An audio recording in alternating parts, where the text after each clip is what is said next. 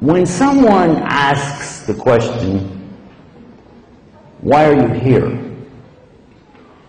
Immediately we think they're asking us about why we're in the building or in the transportation or wherever we are. We're like, oh, well, I'm here because I'm waiting for a bus. I'm here because I'm standing in line to get my check, or going to be waiting for the doctors. No, no, no, no. Why are you here? Why are you here on the earth? Nowhere else to go. No.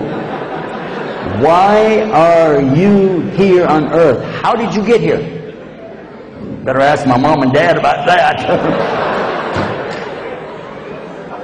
Now, what we're trying to find out, what is your purpose for being here? Oh, yeah, well, another 5 years, I'll get my Social Security. Not that. How did you get here?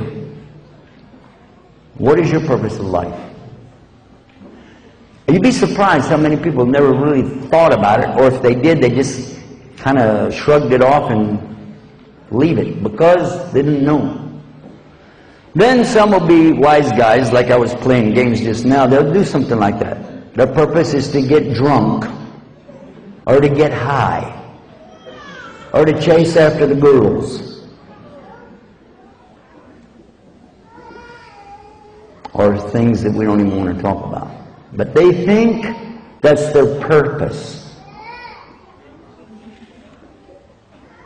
Then there are those who don't know. There are some that don't believe in God at all. Not even a little bit. They don't want to believe. You know what's sad about that? In the exact same countries and places on this earth where atheism is prevalent, where you find people who don't believe in God, are the exact some places exactly where they have the highest suicide rate. How many of you knew that? Anybody ever been to Sweden? When I went to Sweden, the first thing they told me when I got there, this is on a tour, right? And they're very proud of their country. They said, you know, our country's made up of small islands connected by bridges. And another thing about our country that's really neat is that we have this social system that if you don't have a job, you still make the same kind of money. And they said we were the last ones to accept Christianity and the first ones to leave it. That's what they said. And I was thinking, you know what? I don't promote Christianity anymore. I don't. Well, I'm a Muslim. But at the same time, I didn't want to hear that. I really didn't. Because if somebody's not going to be a Muslim, at least be a Christian. That's the closest to us. That's what Allah said. The closest to us that you will find are those who stand and cry to Allah in the night, and they say they are what? Christians. Allah spoke about them in the Quran in Surah Al-Imran, a verse that most of you have heard or maybe even memorized, but you only memorized half of it. كُنْتَنْ خَيْرَ أُمَّةٍ أُخْرِجَتْ لِلنَّاسِ تَأْمُرُونَ بِالْمَعْرُوفِ وَتَنْهَوْنَ عَنِ الْمُنكَرِ وَتُؤْمِنُونَ بِاللَّهِ. What's the rest of it? Anybody know? One person out of what? 500-600 folks here today. Let me tell you where it is. I want you to go home and this is your assignment tonight. Chapter 3, verse 110. Surah Al-Imran, verse 110. Because the rest of it said, and if the people of the book had believed, it would be better for them. And from them you will find those who have Iman, faith in Allah. But most of them are, and it doesn't call them kafir. It does not call them kuffar. It calls them fasikun. Fasik, which means what? Disobedient, breaking the commandments. And I asked some preachers what they thought about this verse. And when I explained it to them, they said, that's true. You ought to see my congregation. Exactly.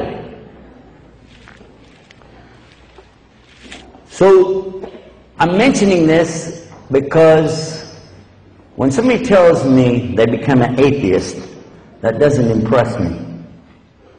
If they said I was a Christian and I left Christianity to believe in nothing, I think, boy, did you go backwards.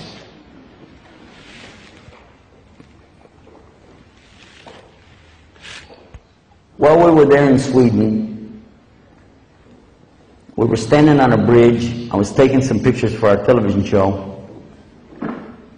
And the brother was with me. He said, by the way, Sheikh, do you know what this bridge is famous for? I said, I have no idea. He said, people jumping off and killing themselves. I said, what? Let me see. I got up, I looked over the edge and looked down.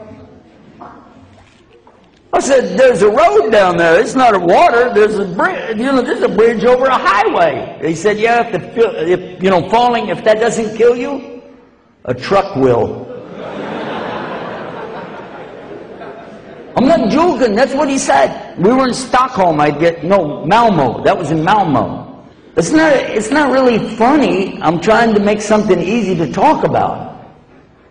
Death is not something pleasant for a lot of folks, you know. Especially when somebody takes their own life. So I want to know why. Why would somebody do that?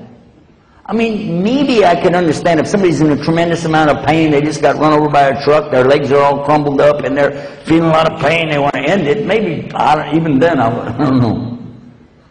But how about a young man or a young woman, maybe 18, 21, 24, 5, something like this. Their whole life in front of them. They've got eyes that they can see. There are blind people who would love to be able to see, and they can see. They got ears to hear. There are deaf people who would love to be able to hear. They can walk. They've got legs. They've got a good mind.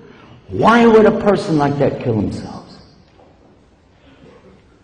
And it came to me that in the places where they have the least faith in the law, they have the most suicides. So I began to talk to the people there in Sweden, and I told them, I said, you know what, you got a lot of good things in your country, no doubt about it. But one thing you guys need, you need to believe in something and stop killing yourselves.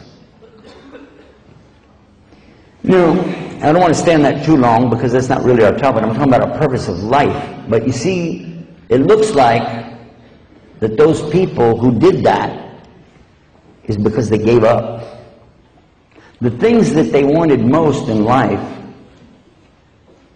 like maybe they're in love with somebody, maybe they have a job that they like, maybe they have some education they're working on. I recall in one university, they had a big clock tower.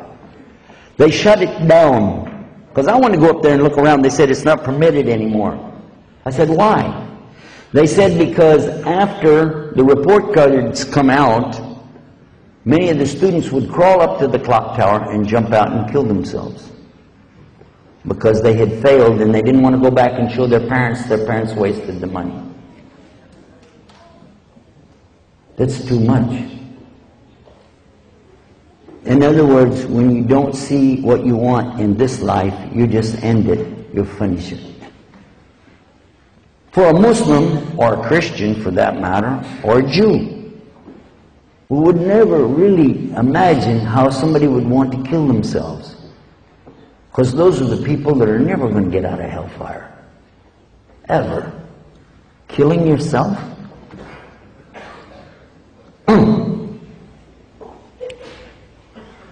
What is our purpose to be here? From the Muslim perspective, we find the answer in the Quran. Allah tells us in the Quran, وَمَا خَلَقْتُ الْجِنَّ وَالْإِنسِ إِلَّا إِلَّا لِيَعْبُدُونَ. Allah said, I only created you guys for one purpose, ibadah. Ibadah Allah, to worship Allah alone without any partners. That's your purpose. If you achieve that, you're successful. If you blow it, it doesn't matter what else you do in your life, you have failed.